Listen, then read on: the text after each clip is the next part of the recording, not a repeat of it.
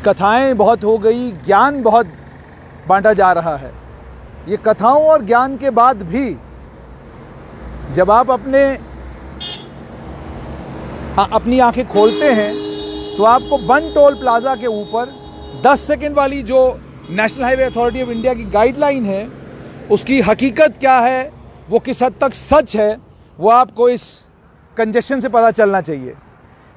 श्रीनगर से जम्मू की ओर जब भी ट्रैफिक होता है या श्रीनगर से जब ट्रक जम्मू पहुंचते हैं तो बन टोल प्लाज़ा पर ये कहा गया था कि 10 सेकंड के अंदर अंदर आपकी गाड़ी नहीं निकलती है तो आपको ज़ीरो रिसिप्ट काट कर देगा national highway authority of India का कॉन्ट्रैक्टर। लेकिन क्या इस बन टोल प्लाज़ा की इस तस्वीर के बाद आपको लगता है कि ऐसा होता होगा? अगर ज़ीरो रिसिप्ट काटते होते तो शायद बन टोल प्लाज़ा की ये तस्वीर नहीं होती। अगर ज़ीरो रिसिप्ट काटते होते तो शायद बन टोल प्लाज़ा पर ये कंजेशन नहीं होता। लेकिन यहाँ पर ये कंजेशन और उसके बाद जो बहसबाजी यहाँ पर होती है, हैंड हेल्ड डिवाइसेस का भी इस्तेमाल करना साफ तौर पर ये दर्शाता है कि जिस कॉन्ट्रैक्टर को ये ठेका दिया गया है उसके पास पर्याप्त मात्रा में साधन नहीं हैं जिन साधनों से टोल प्लाज़ा को फंक्शनल किया जाए। आपके सामने तस्वीर है, आप खुद फैसला कीजिए कि अभी तो गाड़ियां आ रही हैं, शाम के वक्त में ये तस्वीर और भयंकर हो जाती है, रात के वक्त में और ज़्यादा भयानक हो जाती है। जम्मू कश्मीर पुलिस के जवान यहाँ तैनात होते हैं, लेकिन आम आदमी की मदद करने की बजाय वो क्या करते हैं आप लोगों ने सब देखा है। आप देख सकते हैं वो बिल्कुल, आप ये देख लें, ये 8 लेनों का हाल है। 8 लेन्स होने के बावजूद कंजेशन कितना ज़्यादा है वो आप खुद देख सकते हैं। कंजेशन कितना ज़्यादा है वो आप देख सकते हैं। आप नज़र दौड़ाइए इस कंजेशन पर और सवाल कीजिए ये कि हमने तो ये कहा था कि बेहतरीन रोड्स बनेंगे और बेहतरीन रोड्स, इतनी बेहतरीन सड़कें होंगी कि आप जब टोल प्लाज़ा के पास आएंगे तो आप 10 सेकंड में यहाँ से गुजर जाएंगे। लेकिन इन टोल प्लाज़ाओं पर केवल मात्र वीवीआईपी मूवमेंट, जिस समय मंत्री जी को आना होता है, मंत्री जी के संतरियों को आना होता है, या किसी संतरी जी को या किसी ज़िले के बड़े अधिकारी को या किसी और को जब यहाँ आना होता है तो गाड़ी फटाक से यहाँ से निकल जाती है।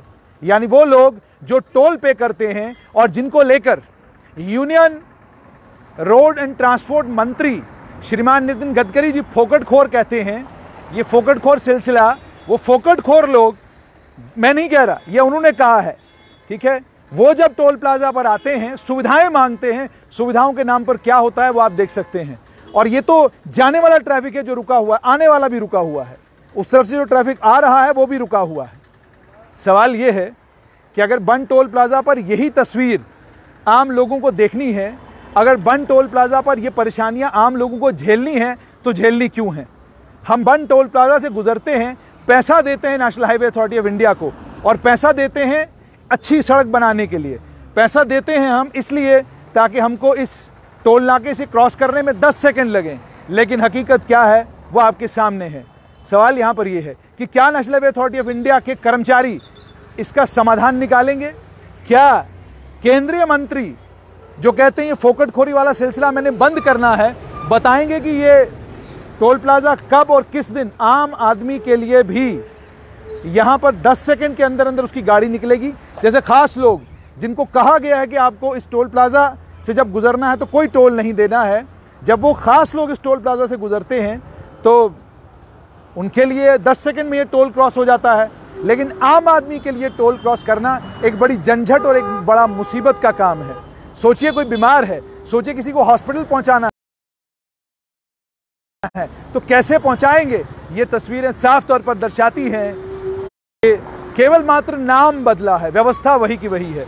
व्यवस्थाओं में बदलाव करने के लिए national highway authority of India को अकाउंटेबिलिटी इंश्योर करनी होगी। अकाउंटेबिलिटी किसकी? National highway authority of India के स्टाफ की। जिस दिन वो अकाउंटेबल होंगे, यकीन मानिए उस दिन के बाद ये दिक्कत और ये परेशानी आना आम लोगों को बंद हो जाएगी। उस दिन के बाद आम लोग सुखी महसूस करेंगे। आम लोग जब इस टोल प्लाज़ा को क्रॉस करेंगे तो बिना किसी विलंब के और बिना किसी दिक्कत के क्रॉस करेंगे। लेकिन आज आम आदमी के लिए क्या है? लंबी लाइन और वहाँ खड़ा रहना है। और उसके बाद अगर टोल प्लाज़ा पर जिस ठेकेदार का यहाँ पे ठेका है, अगर उसकी मशीन नहीं चल रही, अगर उसका 5G कनेक्शन काम नहीं कर रहा है, वो हैंडहेल्ड डिवाइस लेकर जब आपकी गाड़ी के ऊपर आता है तो आप ये कहते हैं क्यों खिल्ली उड़ाते हो, सिस्टम की क्यों खिल्ली उड़ाते हो? आम आदमी थोड़ा सा कंसेशन मांग ले तो सरकारें दिक्कत में आ जाती हैं। लेकिन जब कानूनों का उल्लंघन national highway authority of India के टोल प्लाजा पर हो तो सब तमाशाई बने रहते हैं।